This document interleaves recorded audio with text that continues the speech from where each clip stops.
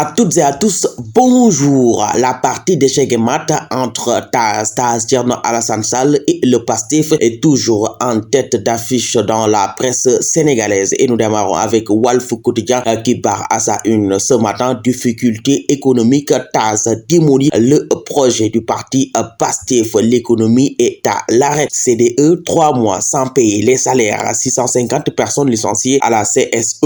FH fait des appels de fonds vers la France pour payer son personnel. PASTEF annonce la réplique aujourd'hui, à lire absolument à la page 3 du journal. Et selon les Échos, débat public, Thierno Alassane Sall défie encore Sonko. Je suis prêt à répondre à son appel, quel que soit le lieu, libre à lui de choisir le lieu, l'heure et la langue qu'il veut. Nos dirigeants sont incapables, bavards et méchants, a-t-il prononcé devant la presse sénégalaise. Affaire à suivre. Et pendant ce temps, le quotidien du groupe Futur Média, l'Observateur, nous parle des dossiers de mise en accusation. L'Assemblée nationale entre dans le vif du sujet. Le bureau de l'Assemblée nationale est convoqué ce mercredi 23 avril par le président El Malick Ndiaye pour l'informer de la saisine du parquet et de l'ouverture officielle de la procédure de mise en accusation des anciens ministres Mansour Faye et Moustapha Diop devant la Haute Cour de justice. Dans la foulée, une deuxième réunion est prévue avec la conférence des présidents afin de fixer le calendrier des travaux parlementaires relatifs à l'examen des dossiers. Gestion des fonds force Covid-19, la justice en RIA, la défense de Aliou Sow, l'ex-DAGE du ministère du Développement communautaire, les premiers mandats de dépôt et port de bracelets décernés hier. L'Assemblée nationale entre en action en ce qui concerne les anciens ministres du gouvernement de Macky Sall, aborde le quotidien à ce jour. Point actu de confirmer pour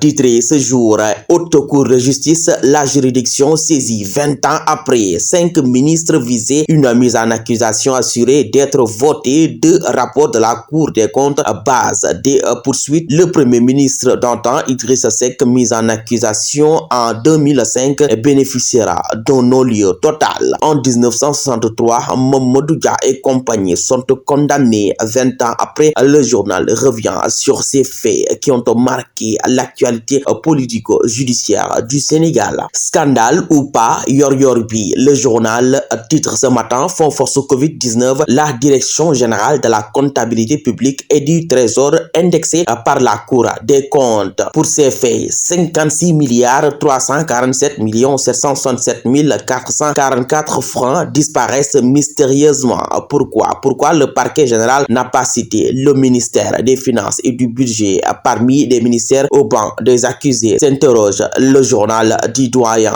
Serigne Saliou Gueye. Suite et pas fin de l'affaire de la direction informatique du Trésor public. Les détails troublants révélés par l'enquête le soir des faits, le fameux Malaw qui semblait maîtriser les lieux guidés par téléphone Mokhtar Sall et lui a indiqué la position exacte des ordinateurs à récupérer au deuxième étage. Malaw est venu en personne à bord d'une moto prendre ensuite les ordinateurs dérobés vers 5 heures du matin avant d'organiser son injoignabilité lorsque Mokhtar Sall, qui l'avait engagé pour la somme de 120 000 francs, a commencé à paniquer. Pressé de questions sur de présumés complices internes, Mokhtar Sall, qui vend des chapelets sur l'avenue Blaise Diagne, prétend avoir été envoûté par Malaw. Pour les enquêteurs, il n'est pas écarté que des individus aient fait voler des ordinateurs afin d'essayer de manipuler ou de soustraire des données cruciales, selon Libération, qui creuse sur cette affaire en exclusivité. Sud Quotidien s'est pensé ce matin sur la présidentielle ivoirienne. Tidjane Thiam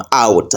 Le chef du principal parti d'opposition en Côte d'Ivoire, le PDCI-RDA, Tidjane Thiam, radié de la liste électorale par la justice de l'ivoirité à l'apatridie, une frontière tenue. Selon le journal du sport, avec le journal sportif Record, Ligue 1, 20e journée, TFC Agel, le chaud bouillant derby Rufisquois, Premier League, Arsenal Crystal Palace à 19h. Iso va-t-il désarmer les Gunners d'Arsenal? Affaire à suivre. Le Dakarois Sport pour boucler CAN futsal féminin, les Lions rugissent face à Madagascar, 5 buts partout. À vos kiosques et bonne lecture.